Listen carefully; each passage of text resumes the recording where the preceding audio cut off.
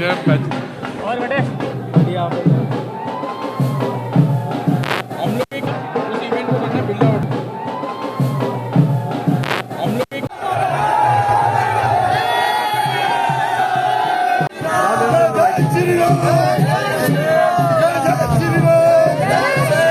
दाताओं का आभार प्रकट करती हूँ पार्टी की तरफ से।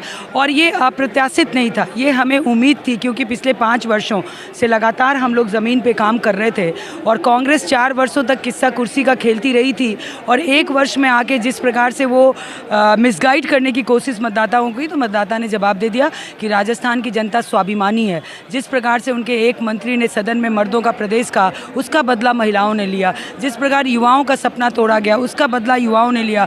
जिस प्रकार से किसानों के साथ धोखा हुआ, उसका बदला किसानों ने लिया। और लॉ एंड ऑर्डर का बदला तो सामूहिक रूप से पूरी जनता ने लिया कि कभी भी राजस्थान में गर्दन रेत के नहीं मारा जाता था, कभी भी राजस्थान में भट्टी में बेटियां नहीं जला जाती थी। ये उनका बदला था और बहुत सुखद स्थिति की ओर हम लोग आगे बढ़ रहे हैं। 2013 का प्रचंड बहुमत मुझे याद आ रहा है कि फिर से वो राजस्थान की जनता बीजेपी को दे रही है। छत्तीसगढ़ में आपको उम्मीद नहीं थी उसके बारे में? उम्मीद नहीं थी, ये किसने कहा?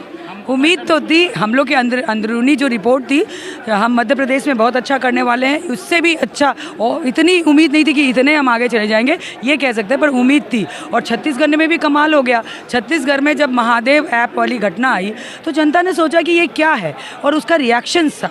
तो जहाँ भी कांग्रेस ने गलत काम किए, जनता ने तबीयत से उनको सबक सिखाया।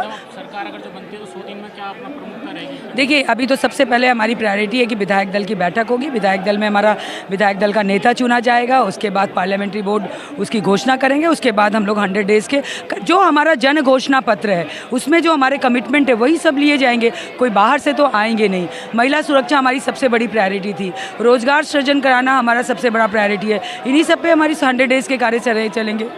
देखिए, लुटियन मीडिया जो थी, मुझे लगता है कि वो गहलोत के कैरिस्मेटिक जादूगरी में आ गई थी और कुछ भी नहीं था। तो जब मैजिक ही ख़त्म हो गया गहलोत का, तो लुटियन मीडिया क्या करेगी? वो लोग एक्चुअल में रूम से मुझे लगता है एनालिसिस कर रहे थे, वो ज़मीन पे गए ही नहीं, जनता के पास गए ही नहीं। और जिस जनता के पास गए वो उनके ही वर्कर थे जो बोलते थे और रिकॉर्डिंग करके वो दिखाते थे। इसलिए लुटियन मीडिया की भी लुट गई, मैं यही कहूँगी। ये तो मिलना ही था, क्योंकि गहलोत सरकार अपनी उलझनों में, बाड़ेबंदी में उनके मंत्रियों का विवादास्पद बयान देना, ये उनके लिए बहुत ज़्यादा नुकसानदायक रहा। क्योंकि राजस्थान की जनता ने समझा दिया है कि फ्री की रेवड़ियाँ नहीं लेंगे, मोबाइल दे दो, लेकिन वोट तो बीजेपी को ही देंगे। तो नारी सुरक्षा चाहती है, मोबाइल नहीं। और दूसरी बात, रीट का पेपर लीक, ये सबसे बड़ी उलझन थी। युवा कहाँ जाएगा, क्या फांसी लगाएगा?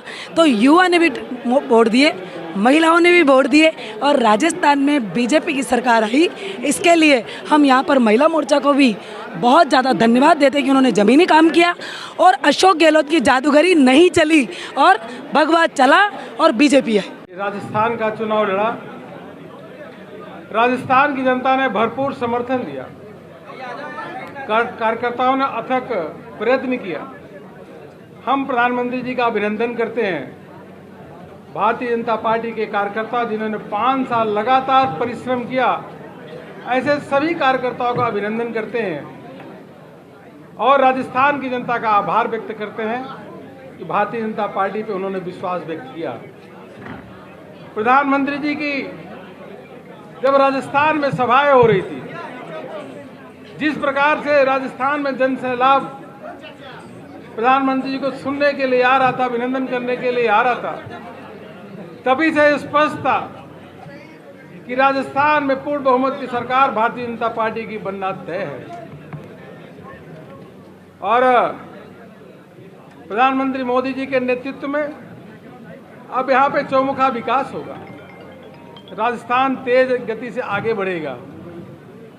पार्टी के राष्ट्रीय अध्यक्ष आदरणीय जेपी नड्डा जी के उनके कुशल नेतृत्व, जो उन्होंने समय समय पर राजस्थान को, कार्यकर्ताओं को मार्गदर्शन दिया, उनका भी हम आभार व्यक्त करते हैं। देश के गृह मंत्री आदरणीय अमित शाह जी ने समय समय पर राजस्थान की टीम को बुला करके बात करना, मार्गदर्शन देना, सभाएं करना, हम उनका आभार व्यक्त करते हैं। सभी केंद्रीय नेतृत्व का आभार व्यक्त करते हैं और सभी भारतीय जनता पार्टी के राजस्थान की टीम का अभिनंदन करते हैं। बहुत आज अच्छा दिन है, शुभ दिन है। और आज जहां एक और मध्य प्रदेश में भी क्लीन स्वीप हुआ, छत्तीसगढ़ भी क्लीन स्वीप हुआ, इन सभी राज्यों में आज यह प्रधानमंत्री मोदी जी के नेतृत्व में जबरदस्त विजय हासिल हुई है। आगे आने वाले समय में लोकसभा में भी 2024 में होगा तो राजस्थान में 25 की 25 सीटें भारतीय जनता पार्टी जीतेगी। बहुत बहुत धन्यवाद आपका। सबसे पहले राजस्थान की जनता जनार्दन को मैं हाथ जोड़कर उन सबका वंदन करता हूँ, अभिनंदन करता हूँ कि एक स्पष्ट बहुमत वाली सरकार राजस्थान में दी। और मैं देश के यशस्वी प्रधानमंत्री आदरणीय नरेंद्र मोदी जी का आभार प्रकट करता हूँ कि जिनके कुशल नेतृत्व में राजस्थान, मध्य प्रदेश, छत्तीसगढ़ में स्पष्ट बहुमत की भारतीय जनता पार्टी की सरकार बनी। और राजस्थान की जनता ने मोदी जी की गारंटी में विश्वास किया, 5 महीने की गारंटियों में विश्वास नहीं किया। मैं हमारी पार्टी के समस्त पदाधिकारी, सभी हमारे जनप्रतिनिधि,